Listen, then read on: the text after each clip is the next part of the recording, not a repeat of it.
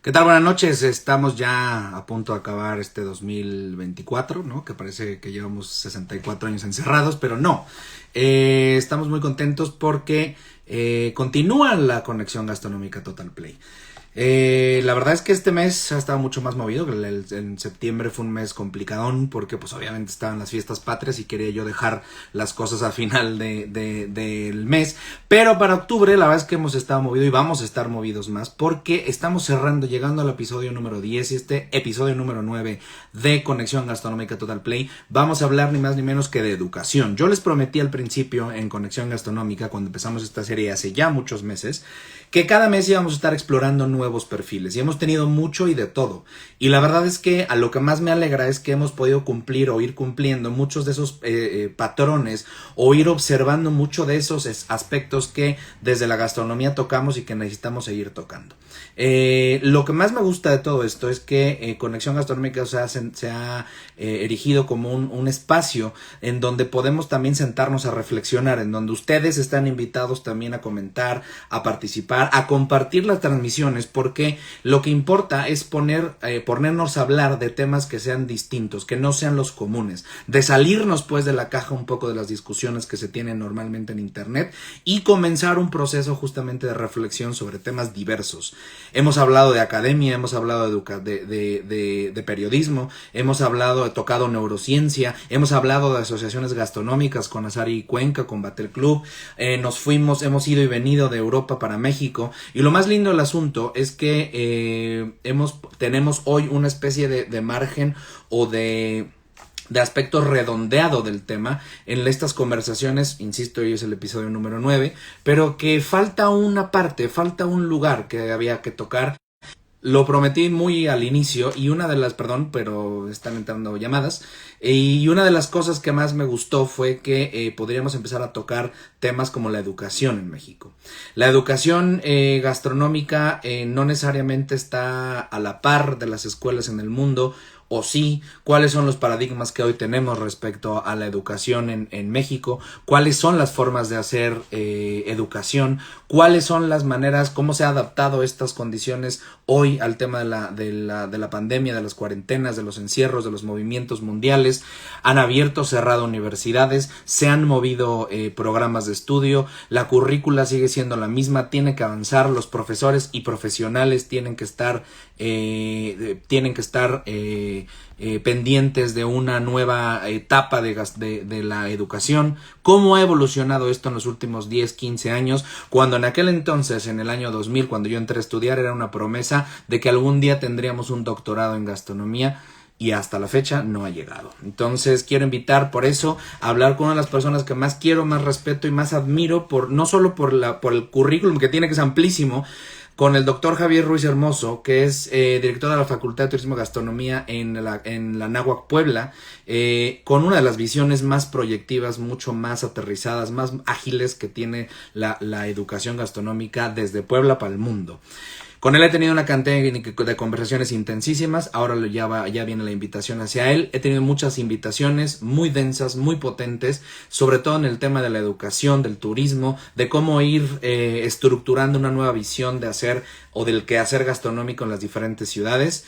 Y quiero dar la bienvenida a mi querido Javier Ruiz, que parece que desde Puerto Vallarta, sufriendo un poco definitivamente, a diferencia de nosotros que ya estamos con un poco de frío, pero para hablar y compartirles, ahí estamos ya, mi Javi, exacto. ¿Me oyes bien, verdad? Mi querido Lalo, aquí estoy a tus órdenes como siempre, caray. Qué gustazo. Encantado de volverte a ver, querido amigo, porque si hay alguien con quien disfruto mucho conversar y con quien no podía yo dejar de pasar, tener en Conexión Gastronómica Total Play y tocar uno de los aspectos que tú puedes llegar a conversar, pero vamos a empezar por el que nos unió, que es el tema de la educación, porque es ahí donde lo ven este señor, además de ser buena gente y estar siempre sonriente.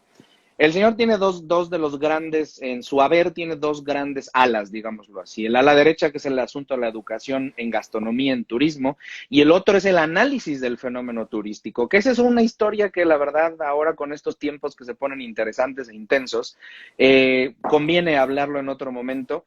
Pero en esta primera temporada de Conexión Gastronómica que nos acercamos al episodio 10, mi querido Javi, no podía yo dejar de pasar el hecho de reflexionar o invitar a la reflexión sobre el asunto de la educación en gastronomía. ¿Qué ha cambiado? ¿Qué no ha cambiado? ¿Qué hicimos? ¿Qué no hicimos? ¿Qué se nos fue? ¿Qué dejamos en el camino? ¿Qué ganamos? ¿Qué aportamos? ¿Y qué nos ganaron? Porque eso también es otro también que hemos comentado mucho en el pasado. Así es que, Javi, bienvenido. Este es tu espacio. Tenemos una horita para hablar y decir las verdades que necesitamos decir respecto a la educación. Vamos a netear, mi querido Lalo, y sí, la verdad es que es un gustazo estar contigo y efectivamente hemos tenido una serie de conversaciones durante un rato, Sí. y la verdad es que hablar de gastronomía concretamente es apasionante y la intención es pues el tratar de levantar también un poco el discurso y el nivel de debate que en el mundo particularmente pues viene escalando, pero en algunos países escala a una velocidad que quisiéramos que fuera más rápido, por no decirlo de otra manera. Por no decir que se acelerara ya, por favor. Pero bueno, es lo que hay, ¿no? Y es que además también es una disciplina muy compleja y por ahí te voy a soltar el primer dardazo, y es que es una disciplina que por un lado tiene muchos años, a ver, el hombre se alimenta, punto, desde que existe, desde que el ser humano es ser humano, se alimenta y tiene una necesidad fisiológica de hacerlo. Cuando empezamos a razonarlo, lo empezamos a investigar y a determinar por qué. Pero luego viene la parte de la cocina, de cómo cocinar, de cómo hacer ciertas recetas, y entonces en esa búsqueda por querer conocer más, nos hemos perdido. Y te lo digo yo, que mira que llevamos un ratote en el tema de la educación gastronómica y me da la impresión de que estamos navegando por un océano que no tiene mucho por dónde ir, ¿no? No tiene puerto. O el puerto que sabemos cuál es, no sabemos cómo llegar. Te lo voy a poner de otra manera. Venga. La gastronomía existe y la hemos llevado al sector educativo, a las universidades. Y en esa transición de llevarla de una profesión que eran los cocineros de aquí, de prehispánicos, de Egipto, de hace 2000, 3000 años. De lo empírico, del mundo de lo empírico. Exactamente, la hemos querido llevar a lo académico, a las universidades. Y en ese trayecto hemos tenido muy grandes aciertos, lo digo en plural porque lo hemos hecho en México y en todo el mundo, pero también hemos tenido grandes descalabros, y también te lo digo yo, y esto no se dice en voz alta. Y nos hemos perdido, porque entonces, al no haber un paradigma académico sobre el cual sostener la gastronomía, pues buscamos otro tipo de alternativas. Y entonces las instituciones educativas, todas en plural, y en inglés y en español y en japonés y en el idioma que me lo pregunten, estamos buscando a qué paradigma sostenernos. Y entonces hay una ambigüedad en el cual o enseñamos cocina, es decir, enseñamos a cocinar, o enseñamos gastronomía, que son cosas distintas, complementarias tal vez, pero son distintas. Y entonces ahí es en donde me parece que las instituciones educativas tendremos que dar un manotazo en la mesa, ser mucho más valientes y entonces decir, yo como institución educativa gastronómica me voy a ir por esta línea. Yo me voy a ir por la línea de enseñar a mis estudiantes cocina mexicana, punto. Yo me voy a ir por enseñar técnicas culinarias, punto. Yo me voy a ir por la investigación culinaria o por la cultura culinaria X o Y. El tema está en que de repente nos queremos comer todo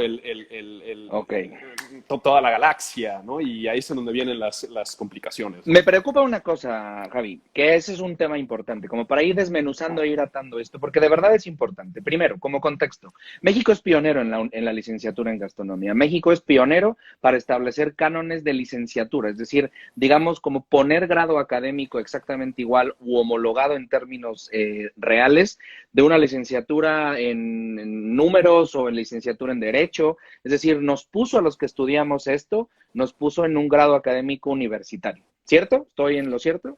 Sí. Vale. Pero hay, perdóname que te interrumpa aquí, mi querido Lalo, porque hay matices. Dale. Y el matiz es el siguiente. ¿Por qué? O sea, ¿por qué quisimos llevarnos la educación gastronómica a nivel licenciatura? ¿Por qué quisimos convertir una profesión, un oficio, no lo digo para... No. Es lo que es, punto. Es la ejecución de una actividad, claro. ¿No? Y bueno, evidentemente tiene grandes ventajas, pero en el camino, insisto, nos tropezamos. Y te voy a dar un dato más. Al tener tantas instituciones y tantas personas estudiando gastronomía, cubrimos rápidamente las necesidades laborales. No me voy a meter de momento con el tema de la calidad, a qué nivel las cubrimos, pero las cubrimos. Te voy a dar un dato en primicia, que además lo investigué hoy y lo voy a publicar en su momento, pero te lo digo a ti y a todos los que nos vean. Eso es. En México, en este país, Estos datos no son míos, son de la NUYES. La NUYES es esta NUYES. Asociación Nacional de Universidades e Instituciones de Se me Educación enchina la Superior. piel porque ya sé qué es lo que vas a decir. Pero dale. Sí. Tiene inventariados 542 programas de licenciatura, técnico o superior en gastronomía. 542, distribuidos en 428 instituciones educativas en este país. Así te lo pongo. ¿Quieres O sea, otro cada dato quien más? tiene su receta de mole, ¿no? Te voy a dar otro dato más abrumador para quienes nos ven y para quienes nos escuchan. Hoy, Ajá. hoy 19 de, ¿qué estamos? Octubre del 2020. Del 3040, sí. Hay 56,380 estudiantes de gastronomía a nivel superior. 56,380. Y este año, te lo voy a poner peor, este año concretamente ingresaron 19,746 para estudiar gastronomía. Más que nunca. Y egresaron 12,796. Te estoy dando datos cuantitativos y reto a quien nos esté viendo y escuchando, Aurea, que busque estos datos para que vea en lo que hay que hablar, porque vamos a hablar con seriedad de gastronomía, vamos a hablar en dónde estamos parados. Y entonces estamos parados en un país que tiene una oferta de 428 instituciones que ofrecen 542 programas de gastronomía. No, ¿de qué estamos hablando entonces, no? Ay, mira, me emociona y me asusta porque son datos que yo sabía más o menos que ibas a decirlos, pero es por escuela. Y te estoy dando los que están inventariados por ANUYES. ¿Cuántos más tú y yo conocemos que no están inventariados o que no son de grado superior, sino que están a otro nivel? Y entonces te metes en un universo muy complejo de medir y entonces te cuestionas esto que estamos hablando. ¿Para qué estudiar gastronomía? ¿Para qué convertirlo en una licenciatura? Ahora, ya tenemos una licenciatura en gastronomía. ¿Qué problema queremos resolver? Finalmente, que no se nos olvide que las instituciones educativas y los programas educativos se crean para responder a una problemática y para solucionar alguna. Tú lo haces a lo mejor de otra manera, con el método Quiroga, tú resuelves un tema que es, y con el sexto sabor y con otras cosas que tú bien haces, y tratas de resolver una problemática y proponer, y subir el escalón y subir peldaños en la investigación culinaria. Bueno, pues las instituciones educativas tendríamos que replantearnos qué estamos haciendo y para qué lo estamos haciendo, ¿no? Eso es todo un tema, ¿eh? No, es que este es el motivo de esto, porque además me gustaría, esto va a ser episodio 1 y 2 para ti, o sea, es decir, va a ser el 9 y 9.5, porque, a ver, aquí yo voy a hacer una analogía un poco burda, pero al final que me viene a la mente, y eso te lo dije así de bote pronto. O sea, que si vas tú a Puebla y a Oaxaca, resulta que cada quien tiene su receta de mole, ¿no? Y todas tienen la verdad. Pero estamos hablando del mundo empírico. Aquí imagínate ahora que tengo yo 542 programas registrados por ANUYES y 428 escuelas. O sea, quiere decir que cada escuela tiene su receta de cómo dar clases. Cada escuela tiene en el mundo de los moles sería, cada una tiene que asamos o no el plátano, que ponemos o no chocolate, que tantito más canela. ¿Sí me explico? Es decir, ¿y dónde está la columna vertebral, güey? O sea, ¿dónde estamos? Me queda claro dónde nos perdimos, porque en esta idea de diversidad y libertad se convirtió en libertinaje, como en el caso de las recetas de los moles también, no nos hagamos tontos, ¿no? No tú, sino Sí. nos gusta escondernos en esto, ¿no? En esta gran libertad que existe de cátedra y esta aplicación como sutil o diferencias, pero que sigue siendo, y perdón por la palabra, sigue siendo la frase, la misma burra, nomás que revolcada, güey. O sea, el final no sirve ni una.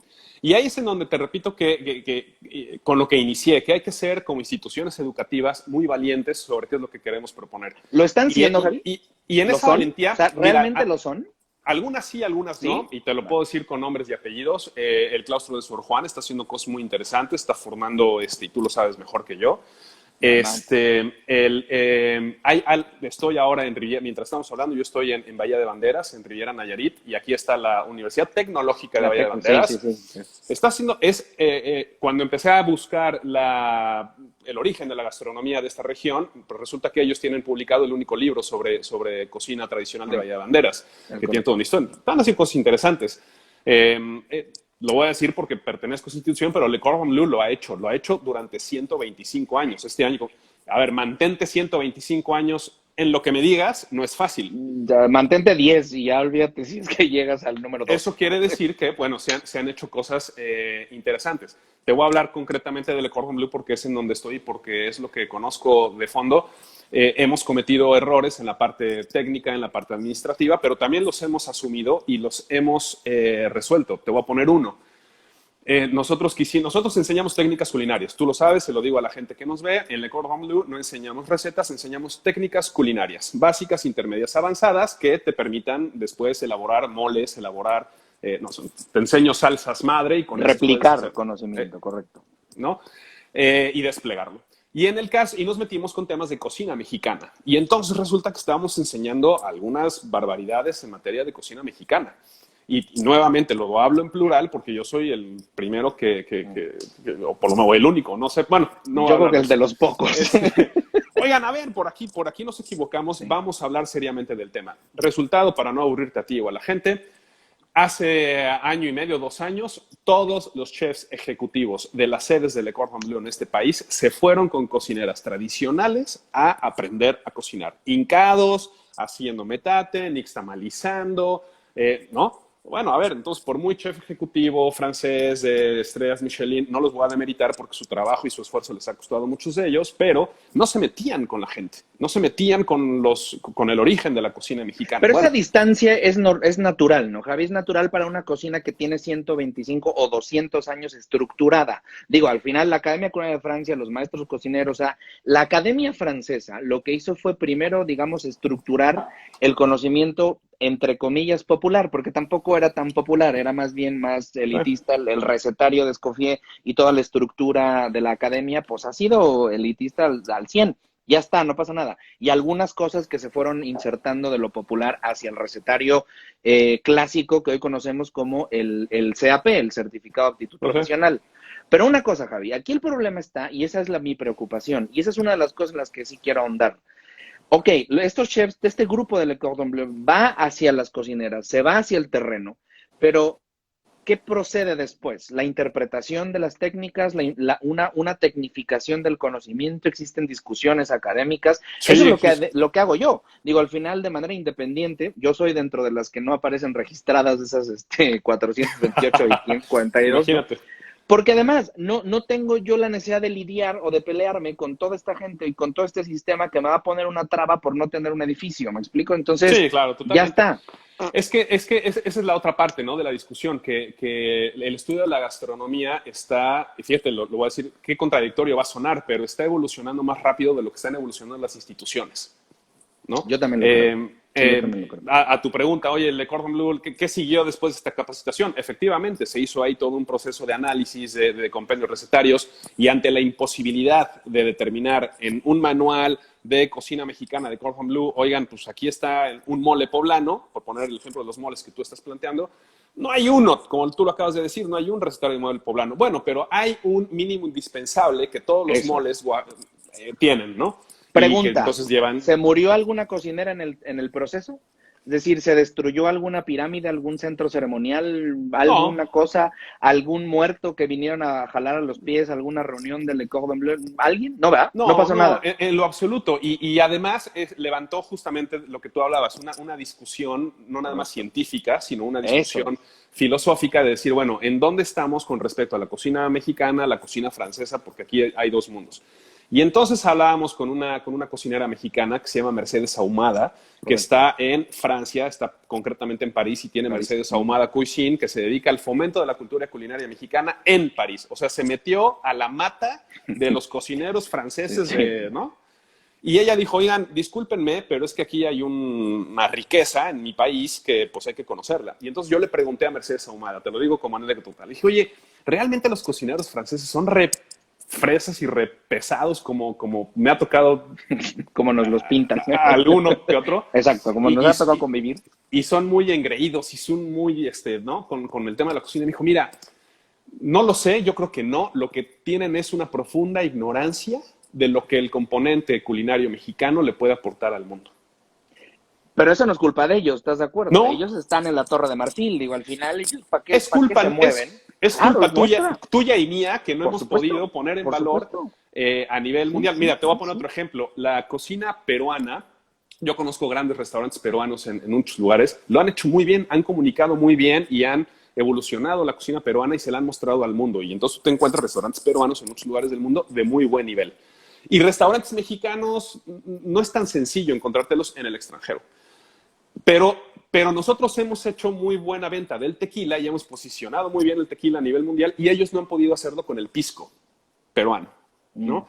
Entonces, hemos transitado por caminos distintos. Nosotros hemos posicionado uno de nuestros productos de la gran cultura culinaria mexicana que tenemos, que es el tequila, lo hemos posicionado a nivel mundial. Ya no me quiero meter en el debate sobre qué tequila sí, qué tequila no, porque ese sería para otro programa 9.25. Sí. Y da igual, la verdad es que de pronto ahora da igual. Y lo estamos haciendo también ahora con el mezcal, en el que también se está posicionando rápidamente. Pero insisto, la cocina mexicana es compleja. ¿Por qué? Porque ¿cómo te llevas unos chapulines para cocinarlos o una hormiga chicatana para poder tener un restaurante mexicano digno en Dubái? Pero ¿no? a ver, volvemos al problema. Y esta es una discusión que además tú y yo hemos tenido en privado y es una discusión argumentada en un ambiente académico siempre de diálogo y argumentos lindos que siempre están imbuidas o embebidas con un poco de mezcal y mucha felicidad, ¿no? Porque además tú y yo hemos tenido la gracia de convivir y coincidir así de manera muy orgánica, sin los títulos nobiliarios, ni mucho menos que de pronto marcan distancias y diferencias, que eso se da mucho en este país también, ¿eh? Es como estas distancias institucionales que no te permiten esta discusión horizontal, que ese es el problema, ¿no? No estoy diciendo que no existan, pero sí hay una dificultad mayor. A mí me preocupa una cosa. ¿Qué no se supondría que la pregunta... vayamos del principio. 125 años de Le Cordon Bleu ha hecho que la cocina francesa y su estilo académico viajen por el mundo entero y prácticamente lo rieguen y lo hagan que domine, pues en gran medida todavía, el quehacer gastronómico general. En tanto la estructura de la brigada, las bases de cocina, un montón de maneras que tenemos de hacer cocina siguen siendo de la estructura académica francesa. Pero ¿dónde radica su circunstancia? Su circunstancia no radica en un producto particular, no radica solo en el foie gras, sino radica, en efecto, en el producto, pero en la técnica que se le aplica y que permite entonces la apertura y la demanda. Es decir, si yo como cocinero me formé en una escuela en donde me dieron una técnica para limpiar el mejor foie gras, pues voy a llegar a lo mejor a China a pedir ese mismo foie gras para efectos de que lo sepa yo limpiar. Y si me dan uno más malo, pues de todos modos tengo la técnica perfecta enseñada por estos niveles académicos altos para poder aplicar al foie gras. Eso no existe con un guacamole. Eso no existe con un mole o con un adobo. Y ese es mi problema, güey, que al final 12,000 egresados, 542 escuelas, que no se les haya ocurrido que realmente la base de la situación y de la trascendencia de la cocina está en lo técnico y no en el cuento. Sí, por supuesto. Por supuesto, es preocupante y es uno de los caminos que hay que transitar. Nuevamente, a mí me gusta mucho hablar en plural porque en este barco estamos muchos de nosotros. Estamos todos. Y yo me voy a la parte quizás más técnica de lo que estás planteando, ¿no? O más mortal, si tú lo quieres llamar. Yo reto a los estudiantes o a quienes están con profesionales que están ahora con nosotros, ¿por qué no han probado hacer repostería con bichos? Hay 300 bichos comestibles o más. Tiene ahí el señor Escalante, Alejandro Escalante tiene ahí todo un documento y publicaron por ahí Acridofagia que documenta justamente la cantidad de bichos comestibles. Bueno, ¿por qué no los podemos comer, no? Nos ha hecho falta sociabilizar, pero ojo, también tiene que ver con que es tan diversa nuestra cultura culinaria y también tan desarticulada que no la hemos podido poner en valor. Desarticulada me refiero a, pues, cuántos productos poblanos conocen en Jalisco. Yo estoy aquí, insisto, aquí en Jalisco y de repente me encuentro con que hay 30 tipos de destilados de agave, en donde el más conocido es la raicilla, pero hay otros 29 que pocos conocemos. Entonces, si no lo hacemos al interior, pues ya, ¿de qué mundo me hablas? Francia lo que ha hecho, en mi opinión, y esa es una opinión a lo mejor muy, muy particular y con base en la experiencia, no he hecho ningún estudio académico profundo del tema, es que ha sociabilizado rápidamente su técnica culinaria y la ha distribuido en el mundo. Claro, toda montada sobre un pensamiento eurocentrista, colonial, del cual Totalmente. ¿no? Blanco a más no poder, Sí, a ver, colonizador, está, ¿no? sí, todo eso. Entonces, estoy de acuerdo. lo tuvo Y qué muy bueno fácil, que lo ¿no? dices tú, porque además, perdón por interrumpirte, pero es algo que no tocamos mucho de este lado. Se toca mucho en Sí. antropología, se toca mucho en historia, se toca mucho en sociología, pero desde este ambiente de cocina más, digamos, de ejecución, lo decimos poco, O sea, es decir, seguimos con esa estructura. Yo no Sí, soy partidario, pero a ver, si tienen ellos un modelo académico, me gusta su modelo, no significa que me voy a afrancesar. sí. Y la otra es también como profesionales tener muy claro hacia dónde vamos. Te voy a poner otro ejemplo muy claro de esto. Y me gusta mucho hablar de ejemplos porque si me pongo técnico y académico nos vamos a perder a nuestra audiencia y no vamos a Pasa escuchar nada. nada.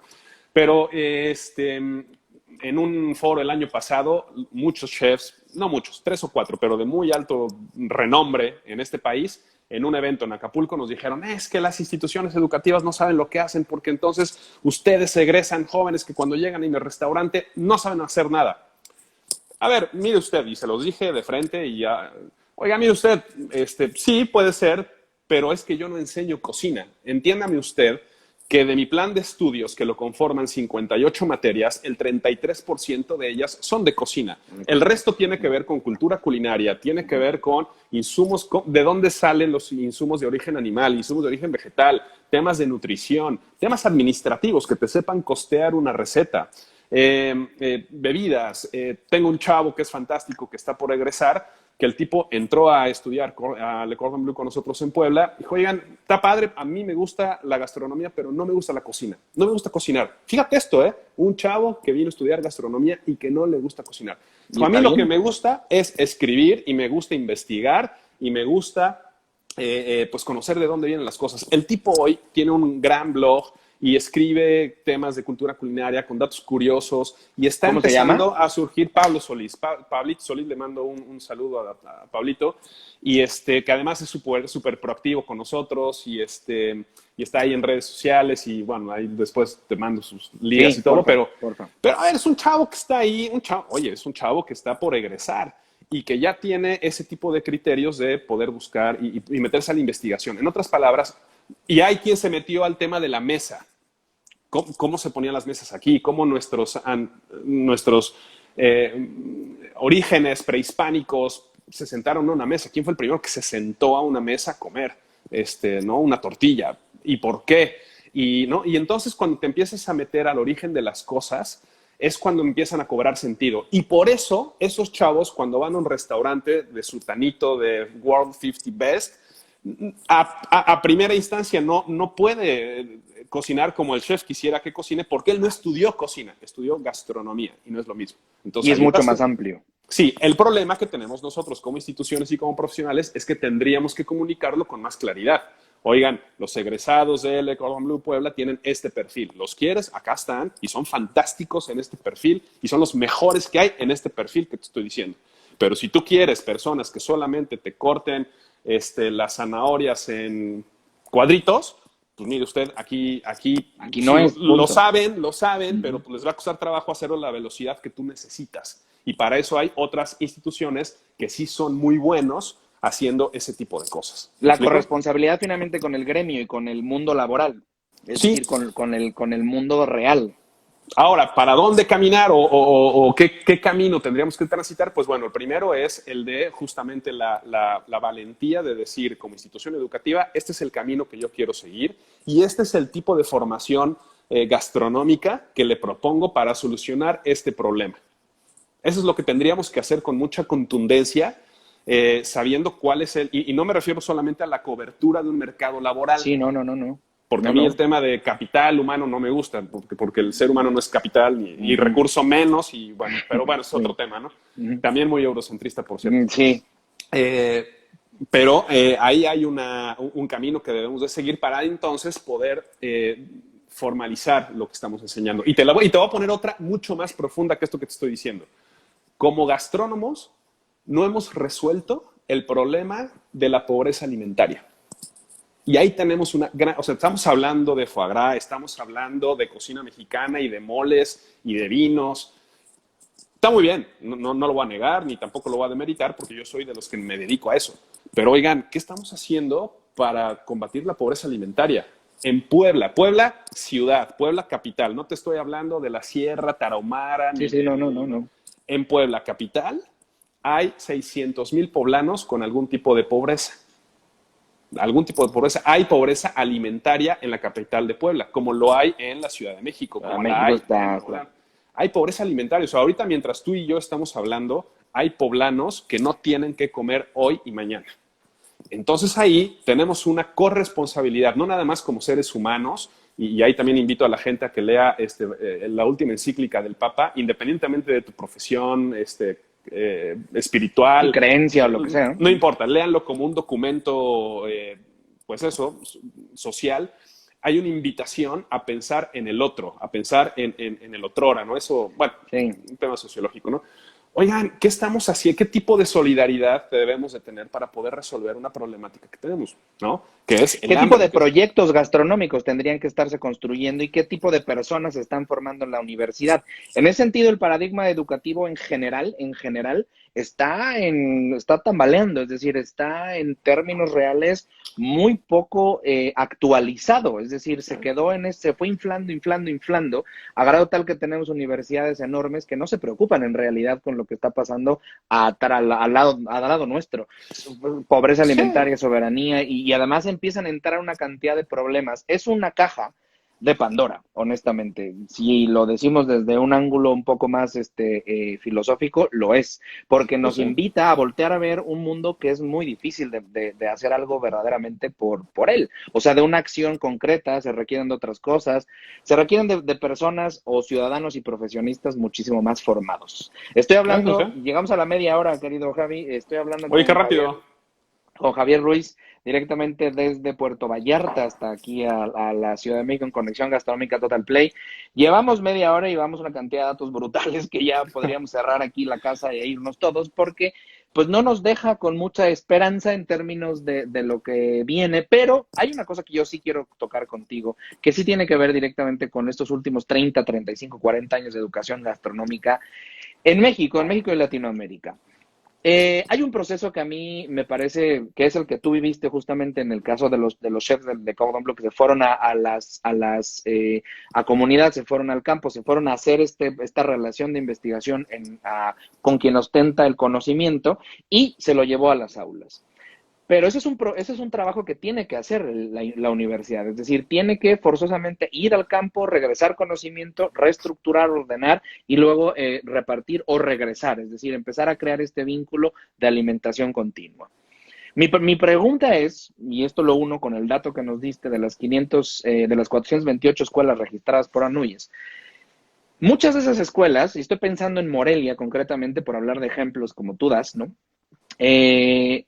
Morelia en concreto, con todo esto de las cocineras tradicionales, con Morelia en Boca y demás, me parece que es uno de los paradigmas interesantes de lo que pasó con las universidades, porque más allá de que en realidad hubiera un avance respecto a la relación de impartir cocina mexicana basada en el conocimiento empírico, pero puesto en escena en una universidad, más allá de que los profesores y los académicos hubieran hecho otra labor académica pura, lo que pasó fue que nomás le abrieron la puerta al que ostenta el conocimiento fuera, lo dejaron pasar, le dieron un pedestal, le aplaudieron y lo sacaron. O sea, las universidades se han hecho flojitas. Lo único que han Sí, hecho es ajá. invitar a quien ostenta un conocimiento, venga señor tal, venga señora Oye, tal, bravo, bravo, bravo. pero eso ha sido porque justamente no sabemos quiénes somos ni hacia dónde vamos. Eso es lo que trato de decir. Entonces nos agarramos, mira, es como los jóvenes. Cuando un joven no tiene un referente serio al cual anclarse y entonces que le sirva como ejemplo para tener un modelo de vida, porque entonces coincide, bla, bla, bla, bla, entonces ese joven pues agarra de cualquier youtuber, de cualquier influencer, independientemente de su calidad humana, moral, Moral o lo que sea, sí, sí. profesional, lo que sea. Bueno, a las instituciones educativas en algún momento nos pasó, o en algunos casos les sigue pasando, que al no tener un referente justamente a dónde anclarse o al cual tener, bueno, ese es mi objetivo, ese es mi horizonte, pues entonces pasa lo que pasa, ¿no? ¿Y cuál es el horizonte entonces, Javi? O sea, porque al final, ok, yo entiendo que ya sabemos cuál es el error. Esta gente ha sido de una flojera brutal, porque además se han hecho carreras con base en eso. Y yo Sí, lo que les sí, decía sí. es, si yo estudio ingeniería automotriz, yo no quiero que me traigan a los mecánicos de mi cuadra o a los mecánicos, que las clases me las den solo ellos. Pues no, me los traigan de vez en cuando, pero universidad haz tu jale, güey. O sea, es tu chambita como para Claro, poner a que me enseñes cosas que no nomás me digan qué tan magnífica es algo, claro, sino que de verdad me totalmente. sirva y lo cuestione como universidad auténtica, no solamente como un canal de YouTube en donde comentas Sí. y ya, ¿no?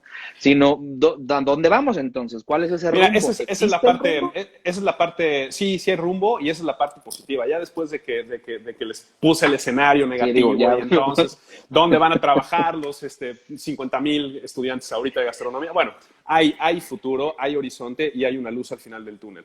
La primera buena noticia es que la solución la tenemos nosotros mismos, no depende de nadie más. Entonces, la pelota está en nuestra cancha como profesionales.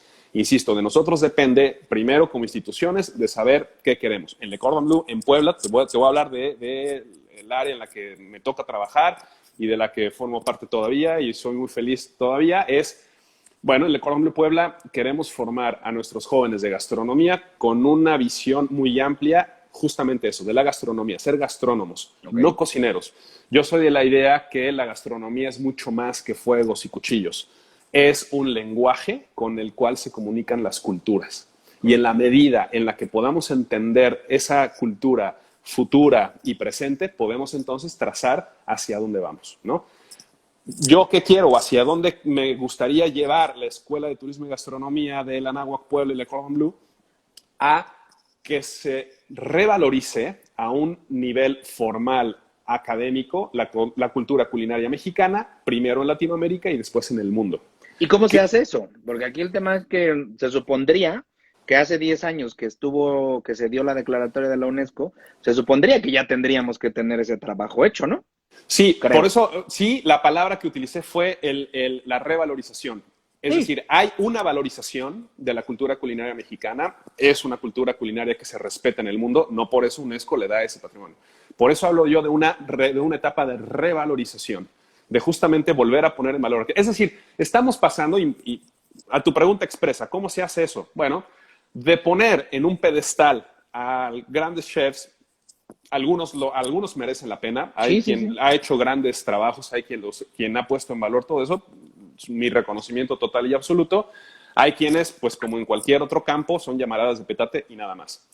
Pero es formar a nuestros jóvenes de que ellos que son rockstars, algunos lo sigan siendo, pero que volteen a ver cómo hay otros rockstars que son nuestros panaderos, que son nuestros pescadores, que son nuestros campesinos, que son nuestras cocineras y nuestros cocineros, y les den el valor real que tienen esas personas. Valoren el valor.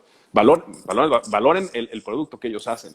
Que si un kilo de tortillas vale 10 pesos, ¿por qué no pagarle en 20? No por un tema de costo, sino por un tema de valorar cuál es el proceso de nixtamalización que tiene que llevar ese maíz y de dónde viene ese maíz y muchos otros, etcétera. Viene a través de que formemos a nuestros jóvenes a que aprendan a diferenciar con mucha claridad cuál es un producto orgánico y un producto que ya es transgénico. Es más, que agarren el diccionario y que busquen la palabra de lo Para empezar, transgénico. sí, sí, Sí, digo, no me voy sería a lo ideal. ponerte. Empecemos por un Sí, diccionario, sí, ¿no? sí. Y lo mismo con lo orgánico, ¿no? Que empiecen a poner en su lenguaje personas que vayan más allá de la cocina, que conozcan no nada más chefs, que conozcan a Polan, que conozcan a Sabarín, que conozcan O sea, que el amplíen su filósofo. margen cultural, Totalmente. filosófico.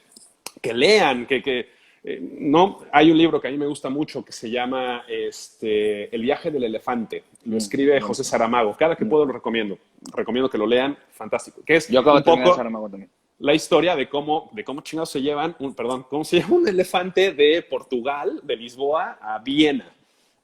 ¿No? Un elefante. Pero bueno, en ese trayecto pues te habla de, pues justamente, una narrativa, entre otras cosas, de qué es lo que comían. No nada más el elefante, sino las personas. Y entonces bueno, a ver, ahí hay toda el Popol Vuh. A ver, tú lo sabes bien, léanse el Popol Vuh. aquí hay personas que ahorita van a googlear qué es el Popol Vuh, ¿no? A eso me refiero, ¿no? A que a partir de la formación gastronómica a este nivel los podamos sensibilizar. Y después que cada uno de ellos tire el hilo que quiera tirar. Yo me quiero dedicar a destilados. Yo me quiero dedicar a la cultura culinaria mexicana. Yo me quiero dedicar a moles. Yo me quiero dedicar a repostería. La especialización en ese conocimiento. Es decir, el momento de empezar a enfocarse después de tener el panorama real. Pero a ver, y dicho en este caso, no es utópico porque finalmente eso sería un programa de gastronomía, ¿estás de acuerdo? Es un programa curricular, un programa para estudiar. Pero en la realidad existen esos 542 programas registrados por Anuyes, ¿tienen esta perspectiva? ¿O realmente están otra vez de chile, mole? O sea, es una olla de tamales en donde, más bien, ni siquiera tamales, porque eso los tienen divididos. Es una canasta, sí, güey, ya ves que los tienen como en 3 o 4, lo ponen ahí. No, esto es una canasta de tacos de canasta en donde solamente quien preparó sabe en dónde están cada taco. Y eso me parece que es, digo, perdón por las analogías un poco extrañas, pero es que es un desorden, güey. O sea, al final todo el mundo tiene ciertos intereses y ciertas visiones. Y yo al menos en México he escuchado 3 veces en los últimos 6 años que van a poner la mejor escuela de Latinoamérica, la única competencia es el Basque Culinary Center, y una de ellas era en Puerto Vallarta, la otra en Guanajuato, la otra en Puebla. Es decir, 3 veces he escuchado yo esta intención de destronar al Basque Culinary Center cuando ni siquiera el Basque Culinary Center te había cumplido 1 año, güey. O sea, es como... Entonces, no sé de pronto para dónde vamos. Aquí la pregunta es, ¿tú crees que estamos en una tercera época, tercera era del valor gastronómico mexicano? Porque yo, de este lado, también me siento a veces muy perdido, ¿eh? O sea, yo volteo a ver la cantidad de restaurantes que hay, de perspectivas que hay sobre el maíz, sobre los chiles. Todo el mundo ya hace un mole, todo el mundo está empoderado en mexicanidad, todo el mundo está ya mexicanizado. Al menos en forma, no sé en fondo, pero sí al menos en forma.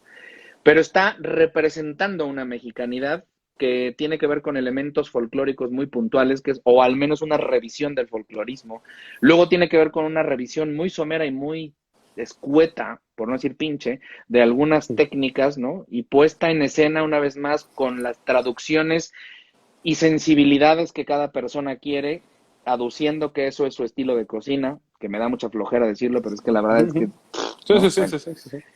Como que entramos a una etapa la segunda etapa fue la de sí, ya lo logramos, disfrutemos un ratito del logro, de la medallota, y ya, como que nos dormimos en los laureles y ahora estamos como en ese despertar. Y este es el punto, claro, el nuevo paradigma. No sabría si estamos en una etapa de ese tipo, pero sí me parece que estamos frente a la oportunidad de replantearnos qué es lo que queremos, no nada más como instituciones, sino como país en materia culinaria. Sí, bueno.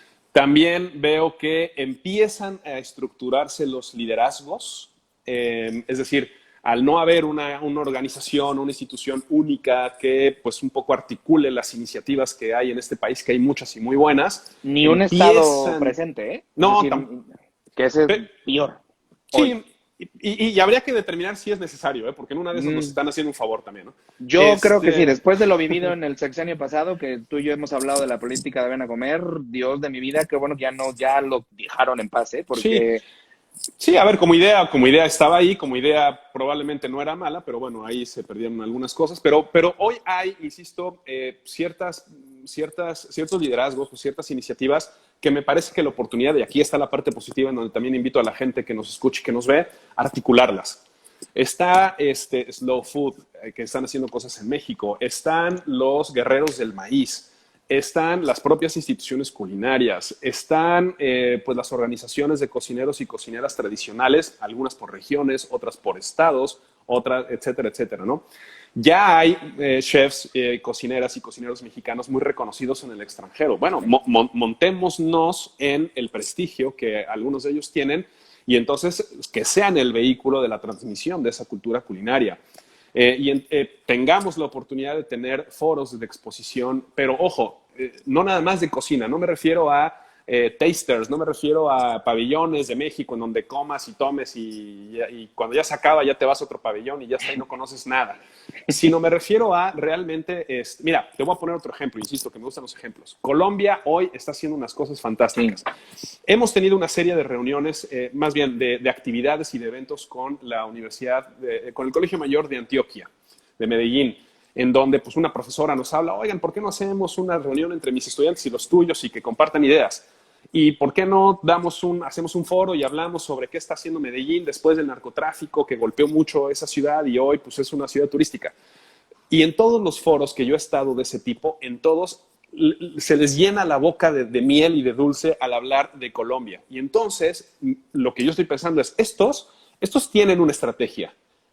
Hay una política pública de fomento a la promoción de Colombia en el mundo y no a través de los canales convencionales como sería un promocional o el patrocinar una revista o un avión, una aerolínea. No, agarraron a todos sus académicos y les dijeron, oigan, búsquense todas las universidades que existan en América Latina, hagan vínculos con ellos y tejan redes de colaboración, pero en cada oportunidad que tengan van a hablar bien de Colombia, van a hablar bien de Medellín, van a hablar bien de esto porque, claro, y eligen a la gente que realmente está convencida de ello. Están haciendo una gran campaña en este caso es de reposicionamiento de Medellín en lo particular, de Antioquia en lo general al respecto. Bueno, busquemos esos canales de comunicación no formales en los cuales podamos justamente transmitir eso. Ya no me quiero meter en otros temas como oigan, ¿por qué el vino mexicano tiene los impuestos que tiene y entonces no es competitivo con el vino chileno? O sea, lo hablaremos. Esa es promesa, lo hablaré. Pero bueno, eso, ¿no? Y partir justamente de poner en la mesa de debate a este nivel estas cosas, que ya no digo que esté mal hablar de cocina, de técnica, eso está muy bien y a mí me gusta mucho y tú lo haces también muy bien y lo hacen muy bien muchos otros chefs y cocineros y cocineras, investigadores en este país. Pero hay muchos campos también en los que, de batalla en los que hay que meternos y uno de ellos es la cultura culinaria, la filosofía, ¿no? Nuevamente, el cómo buscar en la gastronomía ese elemento cultural que nos amalgame hoy más que nunca frente a lo que tenemos de frente, ¿no? Y mira, y para terminar esta parte, paradójicamente estaba viendo que detrás de mí tengo un cuadro, es un rompecabezas que armó mi esposa, pero es la Torre de Babel en construcción. Sí.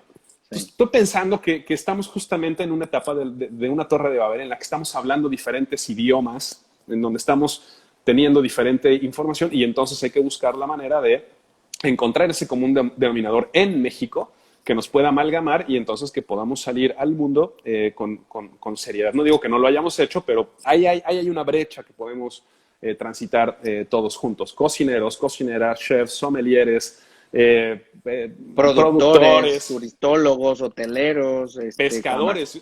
Yo vivo en Puebla, o viví en Puebla muchos años y ahora que estoy en la costa estoy viendo qué tan poco valorados están nuestros pescadores. Son unos tipos que se la rifan allá afuera y entonces vino en temporada de huracanes y entonces algunos pues, tenían que salir porque si no salían no comían y no vendían su pescado y de repente ese tipo de cosas que en las costas, y ojo, estoy hablando de un país bioceánico como lo es México y que no pongamos en valor a nuestros pescadores, se me hace ya también un poco, ¿no? Ahí hay campo, pues, ¿no? Además, me quedo con la figura de la Torre Babel en construcción, porque esa es la sensación que a veces da estar metido en este negocio, ¿sabes? Como que estamos hablando diferentes códigos, a lo mejor unos de un lado, todos queremos lo mismo, porque al final creo que todos en mayor o menor medida, en más o menos por blanco, negro, gris, verde, amarillo, ¿sabes? O sea, todos queremos lo mismo, pero no se trata solamente de una circunstancia egocéntrica o ególatra, porque muchos acusan de eso, ¿no? Sino más bien, Javi, es un asunto de falta de código en común. Y eso es, para mí, siempre ha sido la universidad. Es decir, para mí el código común, el único que tiene la posibilidad, porque esa es mi creencia fiel, son las universidades. Las universidades tienen la responsabilidad y la obligación moral existencial de erigirse como ese lugar común entre todos esos diálogos, de ser justamente el espacio en donde se construya ese diálogo, esa articulación, como le llamas tú. Pero también las universidades están entretenidas en, pues, en estos datos que nos da hasta el principio, pero también en el tema de cómo sobreviven, porque aquí el asunto está en que pues la competencia está durísima, ¿no? Entonces, esa es la sensación que a mí me dio justo tu imagen, la metáfora y la coincidencia del fondo que tienes ahí, pues me Es, parece duro. sí, a ver, es un escenario complejo, pero porque queremos que sea complejo, porque Sí. hay otro camino. Y Es el complejo, camino, pero lo hacemos complicado. Ese es sí, el problema. exacto.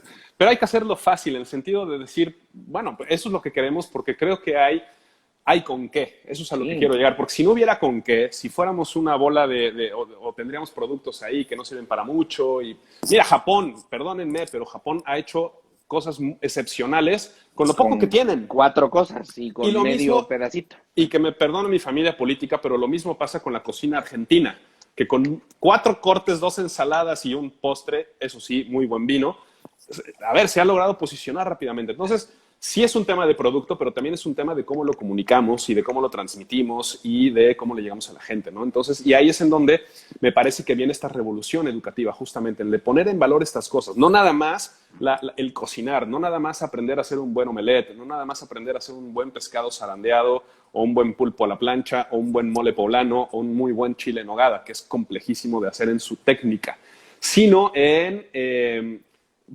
poner el debate en lo que eso significa, en lo que eso representa, en cómo hacemos para que el beneficio de un restaurante al vender estos productos también le llegue a las personas que lo producen.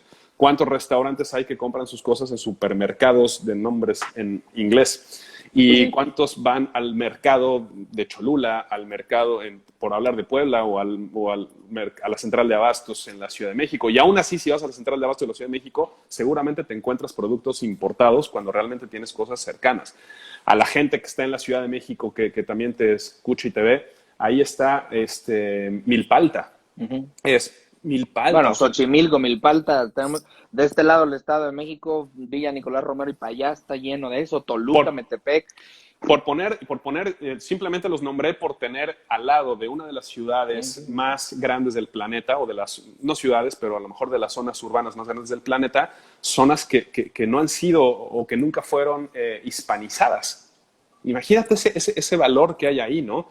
Y por el otro lado, porque también en la Ciudad de México está el principal emisor de turistas de Latinoamérica, de este país. Entonces, pues bueno, también busquemos que el propio mexicano sea el primer promotor de la propia cultura, que tenga grandes experiencias. Y a lo mejor también hay esta parte del tema, que es tan común para nosotros comer bien que lo damos como algo simple y casual. No, a ver, espérate, aquí en México se come muy bien, pero porque tenemos grandes productos, tenemos ecosistemas. Eso es otra cosa.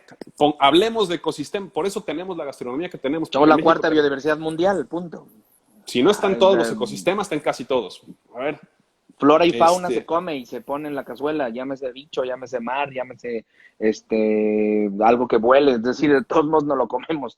Entonces, si tenemos esta gran oferta también de instituciones, y ya tenemos esta cantidad de estudiantes y tenemos esta cantidad de programas, y no podemos hacer mucho más al respecto porque ahí están unos por negocio, otros por oficio, otros por realmente un papel que quieren jugar en la sociedad en la que se establecen, bueno, vayamos comunicándonos, vayamos tejiendo redes de colaboración, vayamos, un poco lo que tú planteabas, vayamos quitándonos los egos personales, o que esté el nombre o una fotografía. Hagamos colectivos, hagamos una suma de iniciativas que se puedan tener y articulémoslas, porque de repente hay cosas que se hacen en Ensenada muy buenas y que se hacen en Quintana Roo muy buenas y están haciendo lo mismo y no se comunican entre ellas. Me refiero a la pesca de langosta o de... Sí. A ver, pues, que podría haber un contrastemos, avance demencial, y además por en el tema de producción porque unos tienen experiencias diversas. Ahí el punto clave tenemos mucho que hacer. Ese es el tema, ese es mi tema, sabes que al final, y esto yo vamos cerrando porque estamos ya a punto en unos minutitos Vámonos. más. Pero, Javi, ese es mi problema. O sea, el problema es que la universidad tiene que apretarse un poquito el cinturón y decir, pues venga, pues nos la jugamos, y decir, pum, ahí está el espacio, yo invito a todos, siéntense, pongámonos a hablar y a ver qué sale de aquí. Porque finalmente, y eso, alguna vez lo hablamos hace un año, cuando recién nos conocimos, Y dijimos justamente que Puebla está hecho para eso, o sea, Puebla está mandado a hacer para eso, porque al final el mayor número de universidades en una ciudad o centros de estudio en una ciudad estaban en Puebla. No sé allá ahora cómo están los datos, o tanto oficiales como no oficiales, Sí, ¿verdad? sí. Pero digo, tanto las patito, como las muy patito, como las muy pirata, como las grandes, están ahí. Y Sí, pues, luego, jóvenes, es decir, tienen a Cholula, que es un sitio de juventud, es decir, es una ciudad universitaria. Y están llamados a hacer eso, una ciudad de innovación en donde podamos sentarnos a articular. Las universidades tienen muchísimo que regresar un poquito en ese sí, sentido. totalmente, y coincido contigo. Puebla es de facto, y Sí lo puede es. serlo en el, digamos, consciente colectivo, la capital del estudio de la gastronomía, por lo menos en este país. Y no lo digo de manera aislada, te lo voy a decir con otro dato también de Anuyes. De estos programas y universidades, los tengo a quien le interese, con mucho gusto le comparto esto que tengo. Sí, ahora Escríbanme, hay me lo mandas si quieres y un lo DM. pongo yo. Lo tengo todavía en bruto porque pues justamente lo estoy haciendo, pero con mucho gusto lo desarrollamos. En Puebla, de este universo, hay 51 instituciones de gastronomía con 64 programas. Es la mayor concentración de todo el país. Su principal seguidor, te lo voy a poner así, es el Estado de México, que tiene 46 instituciones con 59 programas. De ahí la Ciudad de México, de ahí Veracruz, fíjate tú. Y bueno, así les puedo decir el dato por estado, se los puedo decir por municipio. El número de estudiantes se los puedo decir entre hombres y mujeres. Es decir, la información y los datos están ahí, hay que procesarlas y hay que tomar decisiones, ¿no? Por eso me atrevo a decir que Puebla es de facto el epicentro del estudio de la gastronomía en este país, porque tiene ese tipo de masa crítica de instituciones con todo lo que implica, es decir, con la generación de conocimiento, con los investigadores, con los docentes, con el contraste de las ideas, con que yo enseño una técnica culinaria distinta a la que enseñan en las otras 51 instituciones. Y eso, en un punto bien llevado, es una gran riqueza para nuestro país. Es el estado universitario por excelencia en términos al menos Totalmente. gastronómicos. Y eso es algo que lo hablamos siempre, que debiera de ser una convocatoria para efectos de esto. Si es que llegamos a acuerdos o no, pues no lo sé, pero al menos el mensaje finalmente de eso que tienes tú ahí atrás, de la intención y llevar los ladrillos, no nomás decir que queremos construir, sino llevar los ladrillos y llevar el material, porque a lo mejor del otro lado de la torre, ¿no? Alguien necesita del material que a ti te sobra. Y eso es algo que no estamos, en términos de generosidad, a veces nos cuesta un poquito, ¿eh? Pues esta conversación es un ladrillo. Amén, querido amigo. Es que sí, digo, al final, independientemente de que nos llevemos muy bien tú y yo, te pedí el currículum por otra cosa que ya te contaré, que eso saldrá a la luz pronto, pero es algo muy interesante porque es justo la revalorización del conocimiento en términos del exterior a través de vínculos universitarios. En mi caso con España, porque pues, la relación ha sido ya desde hace muchos años y bueno, pues, me toca y ya está. Lo importante, Javi, es que podamos constituir estos vínculos con gente como tú, pero esa generosidad que tú tienes, ¿no? Esa generosidad a la hora de hablar y de prestarte para esto no es común. ¿Por qué? Porque justamente la academia los va absorbiendo de tal grado que llega un momento en donde las instituciones se convierten en las puntas de esa torre de Babel, que son las primeras que caen, desafortunadamente, cuando no están bien basadas o cuando su lado no está bien construido. Pues mira, yo creo que cada quien su formación, cada quien su manera de ser, efectivamente invitar a los profesionales. En este barco estamos todos, en un océano que está moviéndose con olas de 9 metros de altura y bueno, pues vayamos todos juntos, porque si tú remas para un lado y yo para el otro, no caminaremos, ¿no? Y seguiremos en este océano porque es un buen barco. Este barco no se va a hundir, ese es el asunto. Eso es lo más interesante. En esa analogía, aquí vamos a estar. Eso es lo más interesante, que el barco, a pesar de nosotros, siga. Sí, sí. ¿No? Mi querido Javi, pues no me queda más que ir cerrando Conexión Gastronómica Tal Play, episodio 9. Ha sido de verdad un placer, un privilegio poder hablar contigo y poder poner al menos este puntito y seguido a la número de conversaciones que tenemos, a las intenciones, a las ideas que han ido circulando. Hacerlo público es finalmente para dejar también registro de lo que nosotros mismos vamos hablando, ¿no? Al final es un poco darnos como autoseguimiento, un follow-up de qué vamos pensando y diciendo. Lo más interesante del caso es que por favor, toda la gente que lo haya visto y que se quede esta esfera, y si no, pues el mensaje está ahí. Lo importante es, y yo me quedo con eso, es la articulación de todos estos saberes en favor de un valor nuevo, es decir, en favor de una posición nueva hacia el valor que ya tenemos como cocineros, que ya tenemos como cocina, que ya tenemos como cultura. No es más que movernos un poquito hacia los lados. Yo siempre he dicho que ver para enfrente o para arriba es bien cansado, cuando lo más lindo e interesante lo tenemos a los lados. Y te agradezco mucho. Mi querido Lalo, un abrazo, que la pases muy bien y hagamos más conversaciones y transmitamos con mayor profundidad estos temas. Un gustazo siempre estar por acá. El gusto es mío. Se termina Conexión Gastronómica, episodio número 9, que ya vamos terminando temporada con el episodio 10. Ya verán lo que les preparé. Espero que se cumpla y si no, será para la segunda temporada. Pero de parte de mía, de verdad, Javi, ha sido un placer enorme, de verdad. El gusto fue mío, Lalo. Muchas gracias. Y hasta allá sigue disfrutando. A todos los que se conectaron, mil gracias. Y compartan esta transmisión. Recuerden, nos vemos seguramente la próxima semana para el último episodio, el episodio 10 de Conexión Gastronómica Total Play. Este video se quedará en todos lados, así es que tendrán oportunidad de revisarlo. Ojalá lo tomen la conversación, no por mí, sino por lo que dijo Javi durante toda esta hora. Para el resto de las universidades será una gran lección. Profesores, estudiantes. Y bienvenido el debate.